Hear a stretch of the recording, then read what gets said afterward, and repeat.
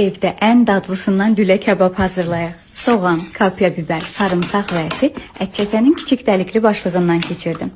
Ərzaqların miqdarını videonun açıqlama hissəsində oxuya bilərsiniz. Videoda Panasonic markalı ətçəkəndən istifadə etdim. Soğan, biber və sarımsağın artıq suyunu sıxdıqdan sonra ətə əlavə edirəm. Bu suyu ətə forma verərkən istifadə edəcəm. Son olaraq keşniş, zövqə görə duz, istiot, pul biber, cirə əlavə edib ən az 10 dəqiqə yaxşıca yoğurdum. Üzərini örtüb soyuducuda ən az 1 saat gözlətdim. Bu arada çöp şişi qaynar suda islatdım. Soğanı marinə etmək üçün duz, istiot, sumaq, şəkər tozu, sirkə və duru yağla qarışdırdım. Dincələn ətdən hissələr götürüb, şişə çəkib forma verdim. Əvvəlcədən qızdırılmış sobanın ən yüksək dərəcəsində, ızqara rejimində ara sıra çevirərək qızaranadək bişirdim. Əlbəttə ki, eyni reseptlə manqalda da bişirmək mümkündür. Marinə olan soğanı servis zamanı keşnişlə qarışdırdım. Bəh, bəh, bəh, əcəb ətri, əntiqə ləzzəti var.